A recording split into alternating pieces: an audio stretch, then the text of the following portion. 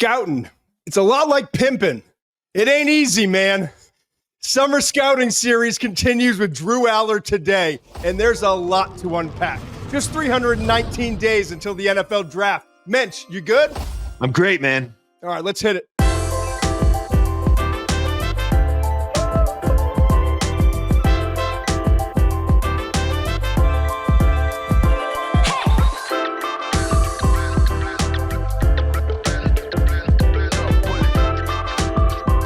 I read all the comments now. I told you this before. I read all the comments. I like it's a friendly neighborhood, but it's not without anger and frustration, Muench. There's honesty there. I'm told to shut up. Shut up about schedules. Shut up about thanking us. Shut up about, your scouting, like all these different things. So I will shut up. Just a few housekeeping items real quickly, okay? First of all, the McShay Report. Just subscribe. Google it. Go subscribe. Today came the Drew Allar report, and that's who we're going to break down today. It's an interesting one. We're going to get into it for a chunk today. That's going to be the focus of our show today as we continue the Summer Scouting Series. And part of the Summer Scouting Series is to take the time, when we have the time, go through the tape, both Muench and I, independently. I was with Muench the other night, and I'll get to that in a second. But we knew we had watched the tape. We refused to talk to one another about it until we're on this show. I just like the process because I've always wanted to have a show where the conversations, the meetings, and everything that we do leading up to the draft is shared with our audience. And so that's what we're going to do. Muench, I don't want to say thank you to everyone for supporting the show, but tell people how they can support us. I'll say moving forward. Yeah, go ahead. Thank you for listening and subscribing. Go to the YouTube channel, The McShay Show, hit the subscribe button, hit the follow button on Spotify. Please consider, like Todd said, subscribing to the McShay Report. There's some good stuff in there. I know it's June. I get it, but this stuff is interesting, and you're going to want to be able to look back on it and see where this guy was at this point in the process. So just consider looking into it. All right. Because we are 319 days away from the draft, we have a little bit of time to just cut it up and talk, right? Mm-hmm. I wanted to share with the audience something. I don't know that, I feel like on this show, people are starting to get to know us a little bit more intimately, and they will more over time. And I think you and I are both people who are happy to share. Maybe not the most interesting lives in the world, but we're happy to share what's going on in our lives. I had an awesome weekend, and it was highlighted by going up to Derry, New Hampshire. And I just want to take a minute. The long short of it is, it was Steve's daughter's graduation from college, Amaya. And so Marissa and I were like, yeah, let's get in the car. Let's drive up. It's not that long a drive. Hit 93, right on up. By the way, Muench is an absolute softie when it comes to that. It's easier to get from Derry, New Hampshire to Boston, just for people to get perspective, than it is from where I live on the coast of Massachusetts to Boston, time-wise. I thought it would take you 2 hours. I thought it would take you 2 hours. It took me an hour and 20 minutes. It was a piece of cake. You act like we live in different countries. There's a plane and a ferry between us, and there isn't. So that was enlightening. That was enlightening to see how close you are. But I just want to share this with the audience. There are times in life where as a man or as a woman, but men more often, I feel like in my experiences, they don't step up to the plate in life, right? And you're faced with something and it's fight or flight. It's either embrace it and be awesome, or it's too much for me to handle. It's Muench's story, and Muench can tell his story, but I just want to share with the audience that beautiful bearded man with the blink or blank hat that he's wearing. he was faced with some circumstances in life, and he had an opportunity to step up or kind of run. My man stepped up. And so I've known him for 28, 29 years now. We've worked together for almost 25 years. And I've got to, I was at his wedding. Feels like 50. I know. But just, so I'm at this graduation party, and we're celebrating Amaya, who's wonderful accomplishments, and is getting ready to move back to New York City and to carry on her life. And I'm sure it's going to be a wonderful young professional life and enjoy all the wonderful things about Manhattan, right? And I lived there fresh out of college, and I was kind of sharing some of the experiences with her. And it's just a cool, high energy place to start your career with. And it's you either got to be unbelievably rich or just be poor and deal with it. Those are the two things. Yeah. But the point of all of this is, my man Muench, to see a blended family and everything he's done, it was like a celebration of everything that Muench has done. His wonderful wife, Iris. Like, Iris is the glue. Don't get this twisted. I think everyone involved in this knows. But Muench has been the man, and he stepped up. And so to spend that time with Amaya, who just, I haven't seen her since she was a kid, man. And like to see me from like distance and come up running up and big hug and the smile and just beautiful young woman, like in all the ways that you could ever imagine and want your daughter to be. And then to meet Tyler, who Muench has a podcast with, and he's doing great. He's 25 years old and he's moving on with his professional life and talking about golfing and the podcast he does with Steve. And they're just, and even like, and Jasmine came up and grabbed me and Marissa and, big hugs.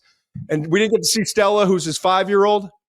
And she's in bed. Yeah. He's got a big gap between kids, keeping them young. But I've met her on FaceTime, but she was 5 years old. It was not the event for her. But just to see it all was really cool. So I just wanted to share that with you, Muench. Proud's like condescending. I'm really pleased to see where you are in life, where your family is, how hard I know you've worked to get your family to where they are. And just to give the audience a sense of like the man you are and everything that's not football and what you've gone through. So I appreciate you allowing us to be a part of that. And it was a beautiful, beautiful thing. So that was cool. Yeah, appreciate it. Great wife, great kids. It's all about them. I really didn't do much. Let's keep it moving. This is uncomfortable for me. I will say the one thing, you missed the biggest part of the weekend, which is Buxton's Pizza. The place that we had it at, their pizza is unbelievable. Restaurant's unbelievable. If you're in Derry, if you're in Southern New Hampshire, if I you're didn't want to share. I didn't want to share it because I feel like check it out. An expansion needs to come, for the property and one more oven. I'm a lunatic. I can't go to a great restaurant or especially like a place with pizza and not like got to talk to the owner, like who's right. What's the process. I'm telling you, put it in New York City, and people are talking in New York City about this is one of the best that our city has to offer, and there's nowhere better in the world, including like Napoli in Italy, like the home of pizza, that has better pizza. So, yeah, that place is awesome. It is a hidden gem. I hope there's expansion in the future because what they're putting out of that oven, man, like more people need to get an opportunity to eat it. Yeah. And we need to move on, but I do appreciate you and Marissa coming up. It was really nice of you guys to make the show. Of course. Quick news, unfortunate news. Evan Stewart, wide receiver from Oregon, just learned in the last couple of days a torn patellar tendon. It's going to jeopardize the 2025 season. It really does suck. And there's no other way to say it, right? I mean, it just sucks. And I think he came back. I think he came back because he didn't finish the season he wanted to, was kind of nicked up. There was talking to some scouts, like, man, like he's got some growing up to do. He's like a lot of players, the NIL and like there's a little bit of entitlement and all those sorts of things, but like not a bad guy by any stretch. Just got to do a little growing up. So when I talked to scouts in the league about Evan Stewart, it was, Tez is awesome on Saturdays. This guy is the guy, and just watching tape. Like this is even before watching the season. It's like, oh yeah, I see it. Like he's special. And so we're talking to a first round wide receiver who's not likely now to play during the season. And it's a hit, and it's too bad to see, but you just hope for a full recovery. He's a season away from staying healthy and putting that tape back out there, from potentially working his way back into the first round. But it was just unfortunate news that I think was, it's important to share it on this show. Yeah, I guess it's better now than in camp or in September, but it's not great. Yeah. So that's a hit for the Ducks. I had another conversation with a scout actually this morning. This day is running long. I thought it was last night. It was this morning, and we're just kind of exchanging notes, going back and forth on text. I call them conversations because I feel like half my conversations now are text. Right. That's how it is. And it was interesting because the scouting world it's a cynical bunch, understandably. Like, you sign up for finding the flaws and all those sorts of things. And you're on the road a lot. You're staying at terrible hotels and eating terrible food, and you're grinding out, 100 miles between stops and all that. But it was interesting to hear a scout who was like, yo, this quarterback class has got a chance to be, in his words, sick. It's exciting, right? It's It exciting. is. We'll see what happens. I we can know. be excited in June, right? We can just be excited of the We're potential. allowed to be. The sun's out in the Northeast. The weather's getting warm. I hear the birds chirping when I wake up in the morning, and we got quarterbacks in the 2026 class. Like, how blessed am I right now? Right. Yeah. This is fun. It is fun. We had a hard time not talking about it on Saturday night. There were a couple false starts of, whoa, nope, leave it for the show. We'll talk about it then. Because that's, we have other stuff to talk about. I was excited about some of the things we were seeing. All right. Today's Drew Allar. And if you're just joining today, we're going through summer scouting series. We're going through the top quarterbacks first. We're going to get to a couple units that are highly skilled that Clemson's defense is one of them. I'll give you an example. We're going to do a couple of those things. And go Tigers. We're going to go through some there you go. Getting back in the good graces. And we'll get to some position groups and as we continue our scouting process throughout the summer. Drew Allar, 6'5", 238 pounds. Estimated 4.90, 40-yard dash based off of, past, like high school combines, all that stuff. Call it what it is. Big dude. Allar, go ahead. Yeah. Bigger than a lot of the other quarterbacks we've been watching. I mean, this guy, he's not Lenore Sellers, quite that size, I don't think, but he is a big dude and he carries it pretty well. He's not fast. We'll get into this a little bit more, but he carries it pretty well. So Allar played I think he had 60 pass attempts in 2022. Right. Going back a few years. Okay. Excuse me. Took over the full-time starting job in 2023. Completed just basically 60%. It was 59.9% of his throws. 25 touchdowns. Did I write that down? Maybe I found my first 2 interceptions. Is that right? Yeah, his touchdown to interception ratio is insane. It was that year. I have a little nugget on this. It's 4.9 to 1 in the last 2 years. Is what his touchdown interception ratio is. Yeah, he joined Tennessee's Hendon Hooker, who did it in 2022, the year before, as the only FBS quarterbacks ever to throw 25 plus touchdowns and 2 or few interceptions in a season. So I didn't write it down wrong. No, that's right, man. 25 to 2. All right, but first year start in the Big Ten.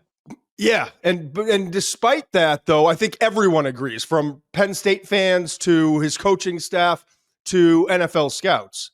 Everyone agrees it was a nice jump. It was the kind of jump you want to see in terms of performance from first-year starter to second-year starter. Okay, it was boom, boom. And in this past year, 66.5%, 24 touchdowns, almost identical, 8 interceptions. But more so like what you saw on tape, I saw a big improvement, okay? We talked about that. We've tried different variations as we go through the summer scouting series. I like when we just go through and play the guessing game 1 through 5 on the quarterback specific traits. Those traits include mental makeup, accuracy, release/arm strength, and pocket mobility, okay? I'm going to say it. Muench is going to tell me his grade. I'm going to tell you mine. And then we're going to take time and break it all down. We're going to let Muench start again because he's doing such a great job doing that. All right. Mental makeup, 1 being exceptional, 2 good, 3 average, 4 below average, 5 is marginal. It's like golf. The lower the number, the happier you are at the end of the day. Mental makeup, 1 through 5. What you got? 2.5. Oh, you're giving out 0.5s now. Yeah. Now I'm like, I almost gave it 2.8 to get under your skin, but 2.5. Interesting. I gave him 1.5. Mm-hmm. All right. Well, we'll come I'm back not surprised. To that. Yeah. Accuracy. 2. I gave him a 3, and I got a lot to get into here. I do too. I hear you. Okay. That'll be a good back and forth. Release arm strength. 1.5. I gave him a 1, but I'm good with 1.5. Yeah. I was kind of teetering. Yeah, I'm good with that. We're both saying the same thing. It's really, really good. It might not be top line, and it's not, but it's really damn good. Pocket mobility, 1 through 5. 3. I gave him 4, but I hear you. Okay. Good. So we get some stuff to talk about. Yeah. Where do you want to go? Where do you want to start? Want to start with the arm? No, I don't care. You don't have to be beholden to any category here. Any of the four specific traits. Yeah, just take it somewhere and I'll bounce it off of you. Go ahead.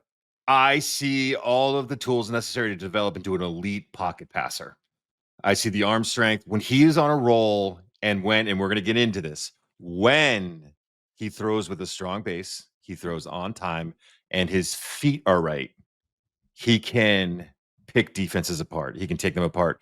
I've talked about layered throws, about quarterbacks who can drop the ball in over linebackers, guys who can do that. I really like that. You talk about play 49 against Notre Dame in that playoff game. He layers a ball right over the linebacker, hits Tyler Warren in stride. I'm like, man, that's an NFL throw. I love when he makes plays like that. I think it was another playoff game. It was Boise State when he hit Tyler Warren in the corner of the end zone, the touch, the timing. Then you look at the arm strength, play 75 against Oregon. He's got a defender basically pulling him backwards. So it's no lower body. There is no lower body on this throw. And he gets enough zip and velocity to throw a touchdown pass late in that game. Again, when he's right and when he's on a roll, I think he's got, and to get in the pocket mobility really quickly for this, because when I'm talking about it being an elite pocket passer, he's kind of got heavy feet. I get it.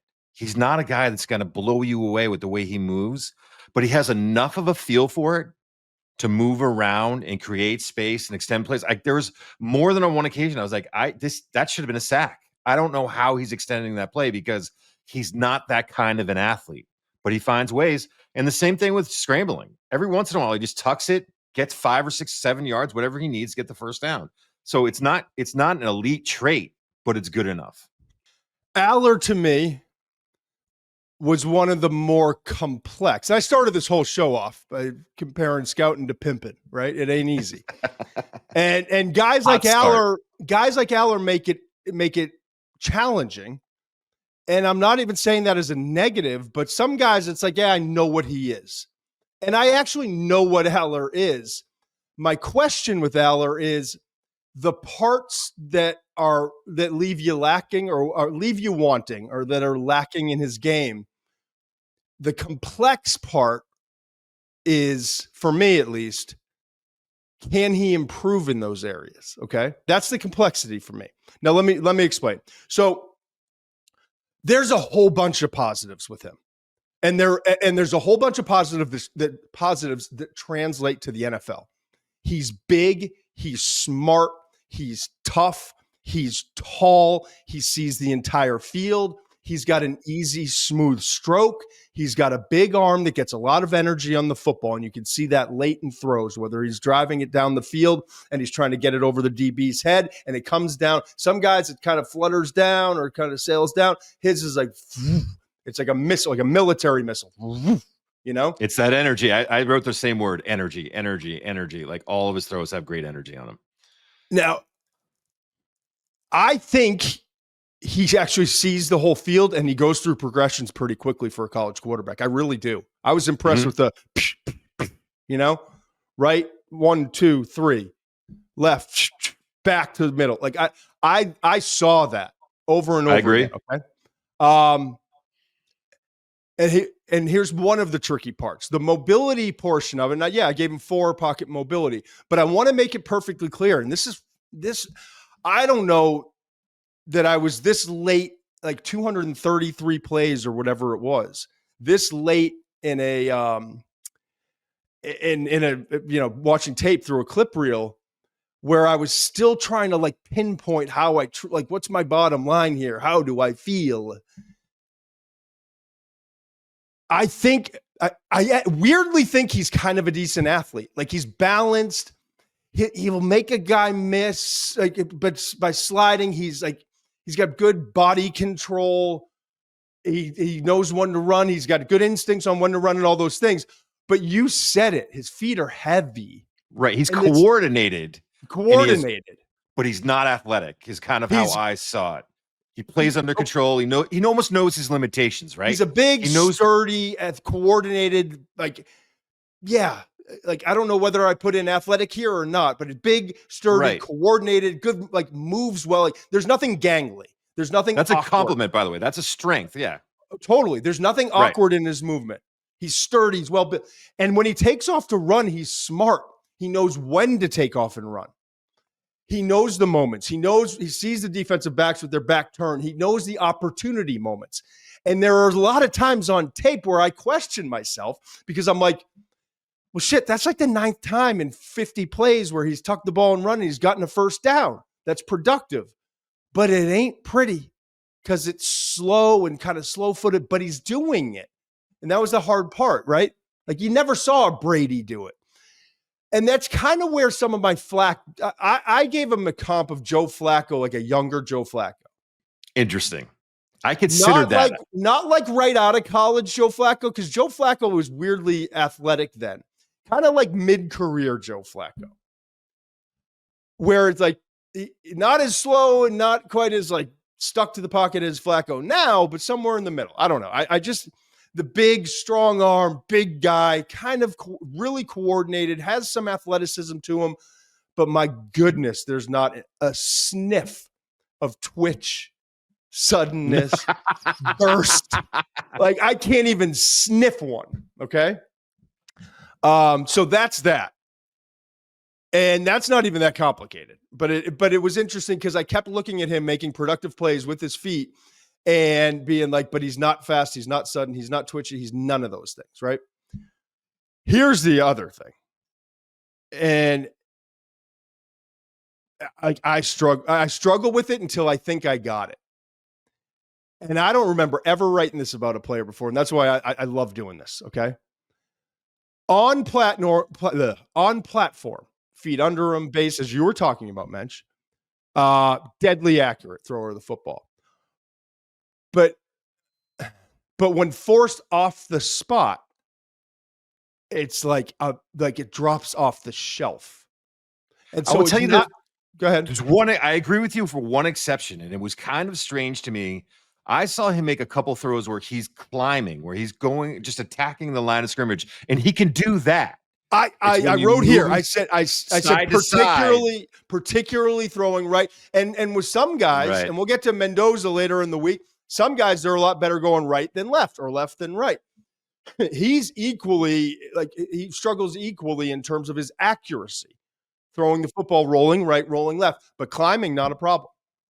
It's not necessarily on the move. And his feet don't have to be perfect, and because he makes some of those throws where he's off balance and doing this and climbing and doing like a little slide and throwing, he's okay.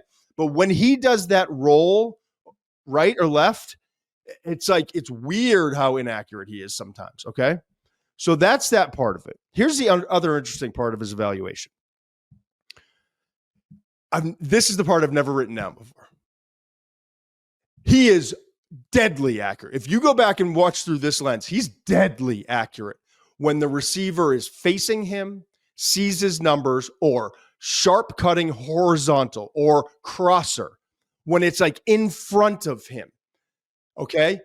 He's deadly accurate. Like give him a 1 accuracy, okay? When his receivers are running away from him, like, I'm talking even flat routes, dump offs, or a post, and they don't run. And I don't know if it's the wide receivers or if the coaching staff knows. He just doesn't have that feel and sense for it. And so I've never written that before. When a receiver's running away from him and I think it's a visualization thing for him. And the reason I say that is because if he sees it and knows it, even if it's a sharp cutting comeback, even if it's a sharp cutting in route or a crosser that he's got to lead a receiver to, but if he sees that if he can visualize it, he's great. He's not good. He's great. But when it's kind of like he's got to throw and the guy's running away from him, he just doesn't have that feel or visualization to know where to put that ball. All right. And then as part of that, I hope people are following this because it was complex when I was writing it. It was more complex when I was watching it. So if the receiver's in front of him, if everything, like he knows where it is, if it's a crosser, in-cutting route, even a sharp out-cutting, anything that's cutting horizontal or back towards him, phenomenal. Running away from, even the quick dump, struggles. The other part is, this is why I think it is like a visualization thing for him. And this is what I don't know, like how much can, and I assume you can improve that, more reps, maybe some different, someone else in his ear, working on whatever it is. If you notice, and I'm not a big, he patted the ball twice. Like when people are talking about that Shedeur Sanders at Pro Day shit, dude, I was like, if you don't like Shedor's pat, you're not gonna like this kid, man, because it is so pronounced. But here's the thing with his pat of the ball, and I went back and I drilled into like 20 plays on it. He does that quick extra pat. Mm-hmm. Because he wants the receiver to declare the angle of his break. Okay. I feel like a CIA agent, and I deciphered a code. I swear to God, I feel like a CIA agent because I'm watching all these things and they don't add up to what you normally see on tape, and it's different than what I'm used to seeing. But when I started to put it all together, I'm like, yeah, he needs to see the angle. It's a visualization thing. He'll give an extra pat. Like he'll throw to a spot in certain things when he knows where it's going, but he wants to see that quick one more step because the receiver could go horizontal, he could go 60-degree angle, 45. He wants to see that first step out, and so you hear people say, "Well, he wants to see it," and yeah, he does. But give me a little bit more, and I hope I'm providing a little bit more context here. So that's where I landed on it, and I'm exhausted. I'm out of breath. Good. I hear you. I think that's a great point. Love the point. I feel like we're missing the elephant in the room, though. What is the knock on Penn State? They can't win the big game. I've started to say, and I didn't finish. Well, no, it's also their receivers, man. I understand the new receiver room this year. It's a big year for Drew Allar. New receiver room this year. They got a couple of transfer. The kid that came in from Troy looks super talented. It's going to be interesting to see if they can get more out of the receivers because you obviously lose Tyler Warren. It's going to be a big turnover. Got the great running backs back. Singleton was also a great receiver.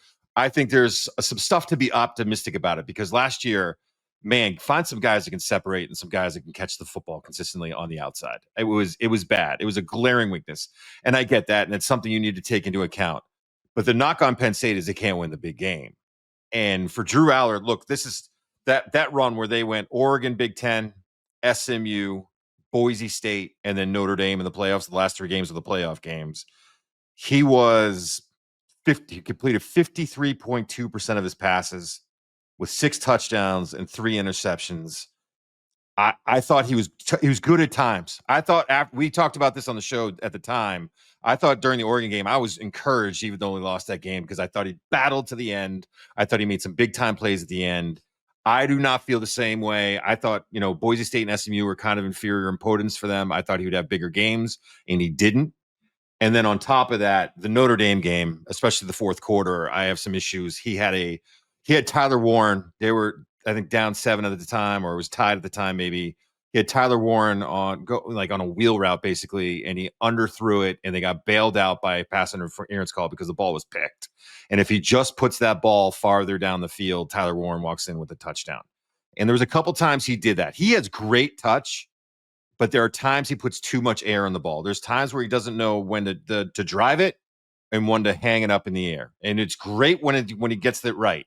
But there was too much air under that ball. It was the one place he couldn't throw it. If incomplete out of the back of the end zone, you missed him, fine. You cannot throw that. Tyler Warren had 3 Notre Dame players chasing him. If he just puts the ball ahead of Tyler Warren, it's a touchdown.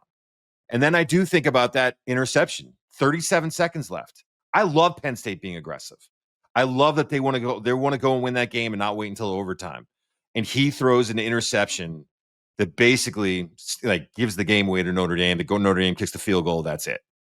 That was, to me, you have got to manage the game better than. I know better than that at that point. I know you want to be aggressive, but you got to manage it better. And then you look at the year before, and again, first-year starter.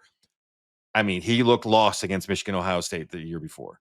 His numbers in big games, his performances in big games, again, not all on him. I thought earlier in the year against Ohio State, I thought he was very okay. He's got to be better in those situations if he wants to be the guy. If he wants to be the guy in this class, I think he's got to step up. He's got to get a signature win. He's got to have a signature game in one of those games, and we haven't seen that yet. Oh, by the way, he was averaging. I forget what he was averaging in terms of yards. I wrote this down, but it was fewer than 200 yards in those games passing. Yeah, it's not good. The Oregon game, I didn't think he was great, but I did love his competitive grit in that game, like scrambling, running, fighting, climbing the pocket, like that 3:47 left, fourth quarter. The guy's hanging from his jersey. Ridiculous throw. Ridiculous play. There were moments in big games where I saw some competitive fight that I really liked.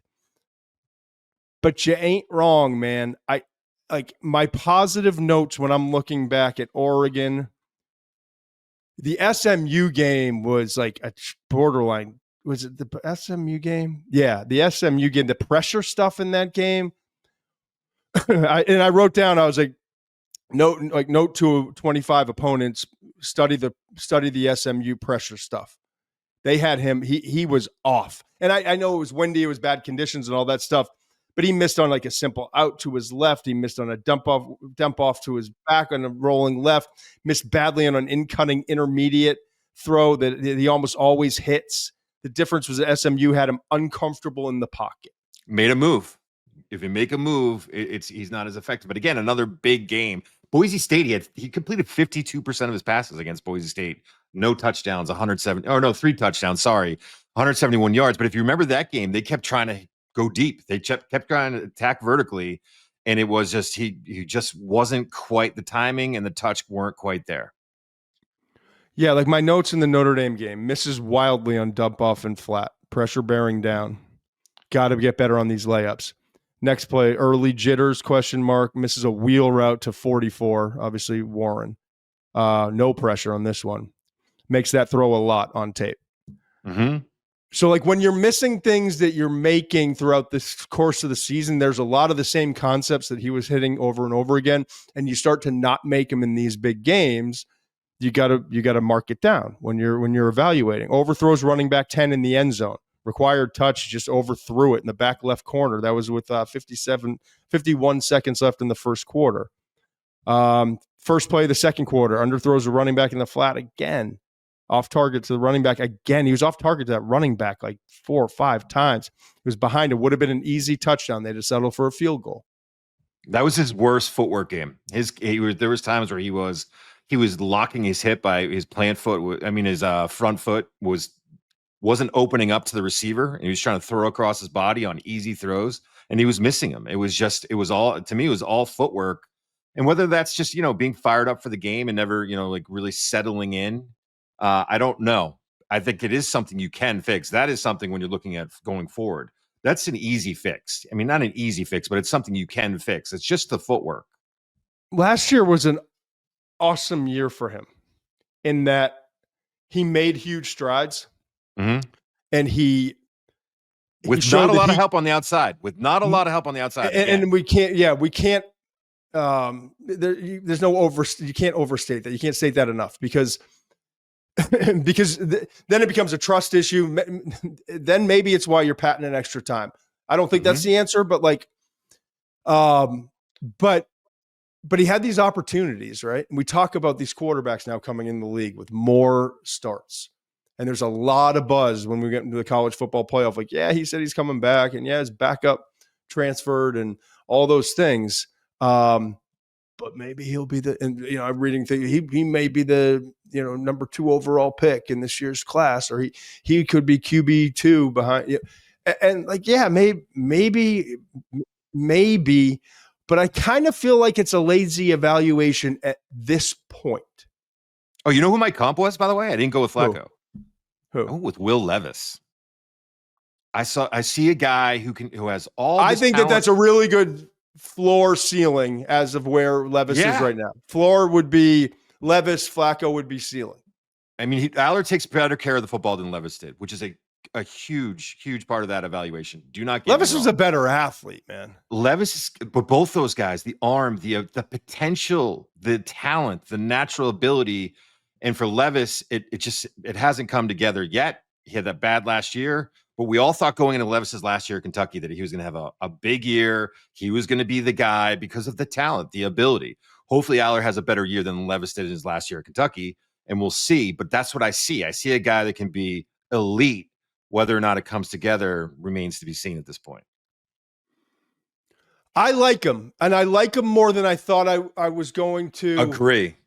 Watching tape, I see it like all, and that's why I said like I think a lazy evaluation can be made on this guy, because he is big. He's got a big arm. He goes through progressions. He hits a lot of really impressive throws.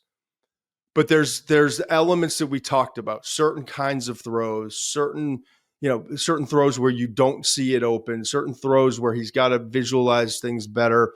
The mobility, what's that going to look like in the NFL with NFL pass rushers running 4 or 5 coming off the edge? And, so I need to see more. And I need to see him, like you said, play big in big games. And I need to see I'm not writing down early jitters. I'm not writing down, SMU defense kind of threw him off and he never got settled in. But because he has this experience, because he went through these wars, and because not everything was a success, he's got very specific things to work on. Like if I'm him in this offseason, it is agility.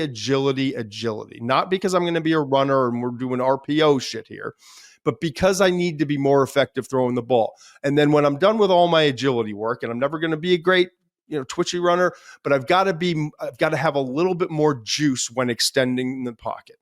And when I'm done with my agility work, it's rolling and throwing. It's rolling right, rolling left, rolling right, rolling left.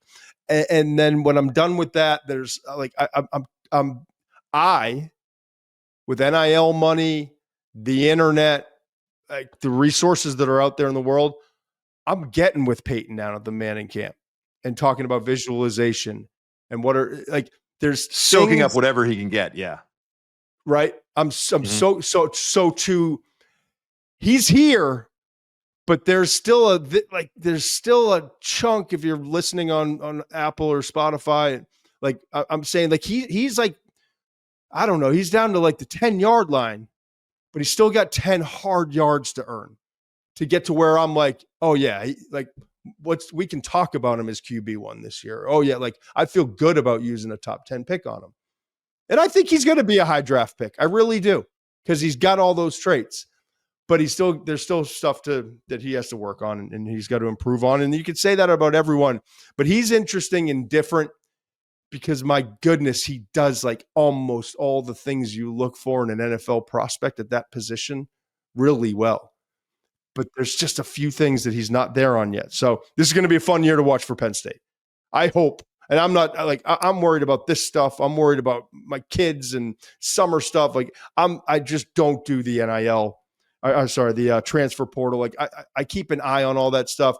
We get to August, we dive into college football. We have all of our connections. We already know. I mean, we're watching tape constantly, but I don't know what Penn State is doing receiver wise, but I hope for him that it's a better crew coming in this year, Yeah. I hope, listen, it's not even that you favor Allar. We hope all of these guys, it's better for us if we're in December or in January, we're talking about, man, they're all so freaking good. They've all done so well. They're all so freaking good, And Allar for me I was with you. He exceeded expectations for me. I didn't have a very high opinion after watching some of the stuff last year, and I liked him a lot more than I thought. He's put himself in a great spot, and now we just hope he goes out and takes advantage of the opportunity.